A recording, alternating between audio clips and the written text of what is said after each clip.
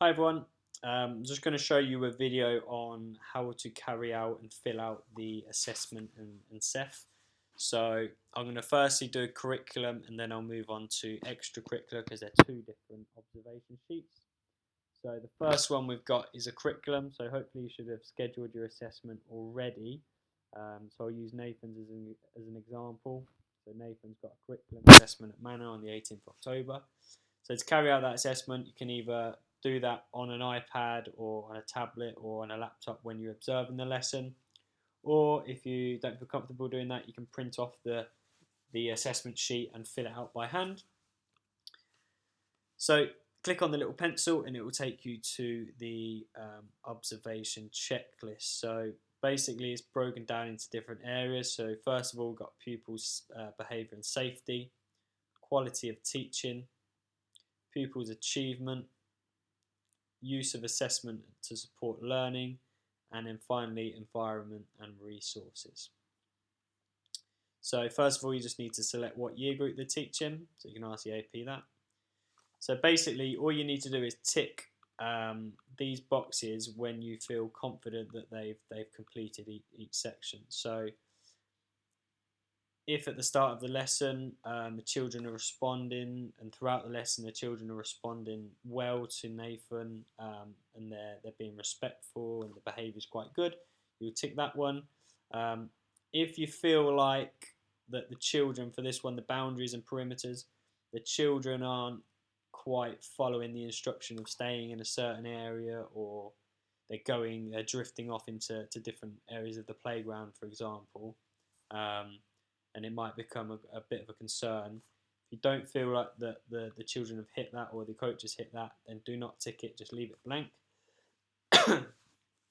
And then you'll just carry on throughout the assessment. So a little tip, just watch the first 10-15 minutes of a session without touching any of these checkpoints, and just watch out for little signs and behaviour issues, etc. And then after the 10-15 minutes you've seen the session, then you can start to input some of these checklists. So tick them as you go. If they don't hit it, just leave it blank. And then for each section, there's a strengths and areas for development. So you might put all children engaged and following instructions of Nathan well, blah blah blah. So you just put in some good key points that you see, and then areas of development. So if this one that they missed, set boundaries, so maybe it was because Nathan didn't set out a square, so use cones to mark out boundaries, etc. I can't spell boundaries at the minute. To ensure children stay in safe area. Just little examples like that. And then here at the bottom of each one, this bit's really important. This will give you your percentage score. So if you tick all of these boxes, then it will go through as outstanding. You won't be able to edit that. If there's one unticked, then it will give you either good, secure, or development. So you're rating that section. So just pupils' behaviour and safety. So 1, 2, 3, 4. So 5 out of 6 boxes is not outstanding because he hasn't completed it all, but it's good and it's allowed all the children to make progress within the lesson. So I'll add that as good and carry on. Quality of teaching. So I'll just go over a couple of the key points here that you might need to know. So lessons are planned, so have they done their planning? Is it on the BMS, yes or no? If it's not, don't tick it. Have they got clear learning objectives and targets in the lesson that the children are following? Yes or no? Just go through a couple more. Does Nathan use demonstrations to help with visual learners and other learning styles? Is the simple ones like, are they enthusiastic and passionate? Children who don't wear PE kit, are they engaged? So Are they allowed to take part? Have they got a piece of paper with some tasks on, some questions, etc.? This one is all about, have they followed cross curricular? So if it's a dance lesson, have they gone to the class teacher and said, what are we working on this term in history, for example, or whatever it is, and they say Egyptians, so you might do your dance or your lesson around that Egyptian theme, so that's a really good one, so that can tick a box.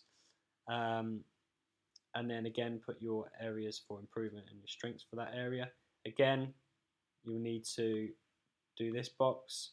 So if it's only ticks a couple and only a couple of children made progress, it might be secure, for example. Pupil achievement. So has Nathan give the children enough time to practice and develop their learning through the game? So has he given enough time to take part in the activity to ensure that they're learning?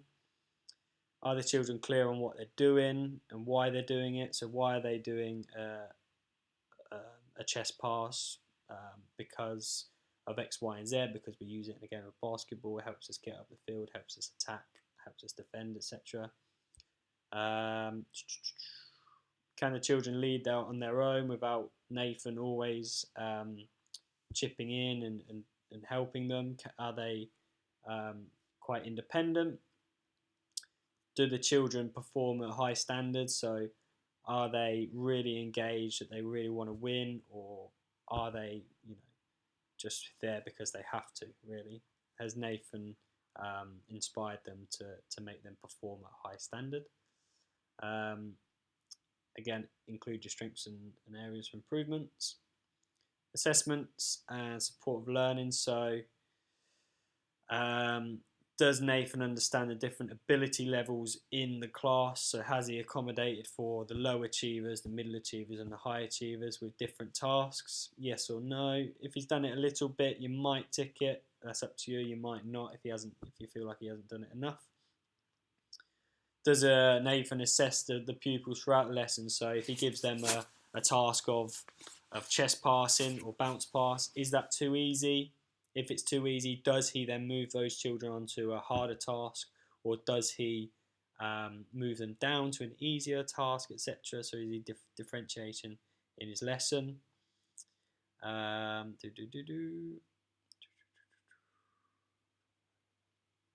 again, these are also linked to the assessment. So has he got his has he started his assessments on the BMS? And again, if he hasn't, that'll be an area for development in there, to upload assessments, etc. And then again, make sure you click on this part. And then just environment and resources. So what equipment has he used? Has he used enough equipment? Has he used it in the right way? Has he used a whiteboard? Has he used an iPad with the learn objective on? If he's in the hall, has he used some videos that the children can watch and learn and experience? So what sort of resources has he used in the lesson to help support the children in their development? And again, cross-curricular topics, again, that will be linked into the environment and the resources. So has he got activity cards laid out and stuff like that? So again, include your strengths and areas for development, and then make sure you are filling in these bits. And then at the end, you're going to pick 3 key actions that Nathan needs to take away and try and achieve by the next time you come to assess him. So basically, we'll just go through and look at his areas for improvement. So for example, like behaviour management, if it's not great, you might put that.